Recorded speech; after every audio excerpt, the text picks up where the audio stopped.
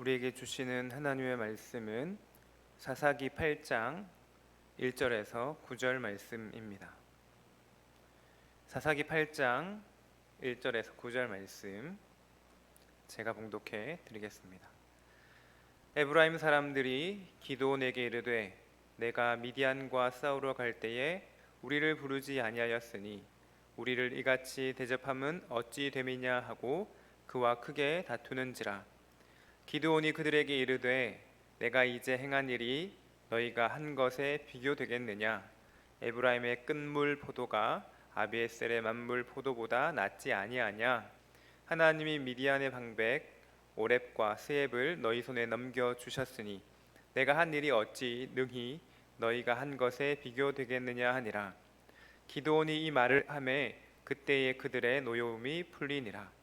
기드온과 그와 함께한 자 300명이 요단강에 이르러 건너고 비록 피곤하나 추격하며 그가 숲곳 사람들에게 이르되 나를 따르는 백성이 피곤하니 청하건대 그들에게 떡덩이를 주라. 나는 미디안의 왕들인 세바와 살문나의 뒤를 추격하고 있노라 하니 숲곳의 방백들이 이르되 세바와 살문나의 손이 지금 내 손 안에 있다는 거냐. 어찌 우리가 내 군대에게 떡을 주겠느냐 하는지라. 기드온이 이르되 그러면 여호와께서 세바와 살문나를 내 손에 넘겨주신 후에 내가 들가시와 찔레로 너희 살을 찢으리라 하고 거기서 분우엘로 올라가서 그들에게도 그같이 구한즉 분우엘 사람들의 대답도 숫곳 사람들의 대답과 같은지라. 기드온이 또 분우엘 사람들에게 말하여 이르되 내가 평안히 돌아올 때에 이 망대를 헐리라 하니라. 아멘. 인간의 이 속 깊은 욕망은 신앙이라는 이름으로 포장되어서 우리를 속일 때가 많이 있습니다. 기드온은 하나님의 도우심으로 미디안과의 첫 번째 전투에서 크게 승리하였지만 이제 에브라임 지파로 인해서 한 차례 위기를 맞이하게 됩니다. 에브라임 사람들은 기드온에게 미디안과 싸러 갈 때에 왜 자신들을 부르지 않았냐라고 항의합니다. 사사기는 시간이 흐를수록 지파 간의 갈등이 점점 깊어지는 것을 볼 수 있습니다. 오늘 본문은 지파 간의 갈등이 표면적으로 드러난 첫 번째 사례라고 할 수 있습니다.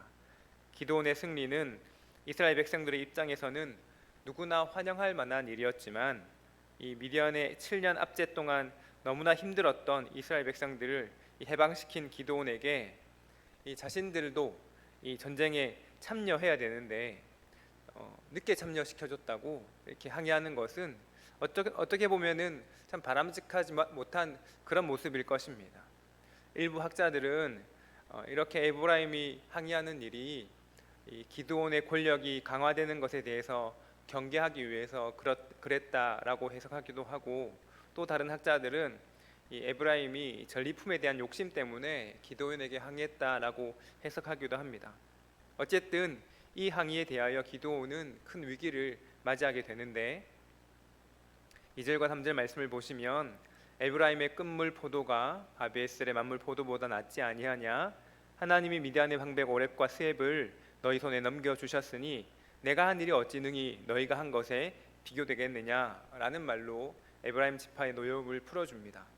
기드온 자신을 낮춤으로써 에브라임을 높이게 된 것이죠. 그래서 위기를 탈출하게 되었습니다. 하지만 여기서 끝이 나지 않고 갈수록 이 기드온은 점점 더 변해가는 모습을 볼 수 있습니다. 처음에는 여호와를 위하라, 기드온을 위하라, 하나님을 먼저 앞세우는 것을 볼 수 있는데요. 나중에는 자신과 함께하는 300명에 대한 인식을 조금 다르게 하는 것을 볼 수 있습니다. 기드온의 말을 통해서 이와 같은 사실을 확인할 수 있는데 세바와 살문나를 추격하던 기드온과 300명이 숲곳에 이르러서 피곤해지니까 숲곳 사람들에게 도움을 요청합니다. 이때 기드온이 이 300명을 나를 따르는 백성이라는 표현을 사용합니다. 성경에서는 계속해서 이 300명이 기드온과 함께하는 자라는 표현을 계속 써왔는데 기드온은 이제 스스로 자신의 위치를 높이는 것을 볼 수 있습니다. 또한 이전 본문에선 찾아볼 수 없었던 이 기드온의 난폭한 이 성격까지 나오기 시작합니다. 숫곳 사람들과 부두의 사람들은 이 세보와 살문나를 추격하던 기드온을 도와주기를 꺼려했습니다. 왜냐하면 아직 기드온이 완전한 승리를 또 이루었지 않기 때문에 세보와 살문나에게 나중에 보복을 당할까 두려웠던 것이죠. 그러나 이 기드온은 숫곳 사람들에게 세보와 살문나를 하나님께서 내 손에 넘겨주시면 나중에 들가시와 찔레로 너희 살을 찢을 것이다 라는 이야기를 합니다. 그리고 분유의 사람들에게는 내가 평안히 돌아올 때에 이 망대를 헐리라 라는 말로 이들을 위협합니다. 이 들가시와 찔레로 살을 찢겠다는 표현이 무슨 말입니까? 극심한 고통으로 너희들에게 주겠다라는 이야기인 거죠. 망대를 헐리라는 것도 마찬가지입니다. 이렇게 이 기드온은 이 사람들에게 협박하는 말로 하는 것을 볼 수 있습니다. 충분히 에브라임을 설득할 때처럼 숫곳과 이 부두의 사람들에게 보복할 것이 아니라 그들을 좀 설득시킬 수 있었음에도 불구하고 이 기드온은 그렇게 하는 것을 찾아볼 수 없는 것이죠. 점점 더 변해가는 것을 볼 수 있습니다. 그리고 이스라엘 백성들 사이에서의 분열도 가속화되기 시작합니다. 승리는 우리의 삶에 언제나 하나님의 몫이어야만 합니다. 하나님께서 기드온과 300명의 용사로 미디안을 이기신 것은 하나님의 인자하심과 하나님의 능력을 세상에 드러내기 위함이었습니다.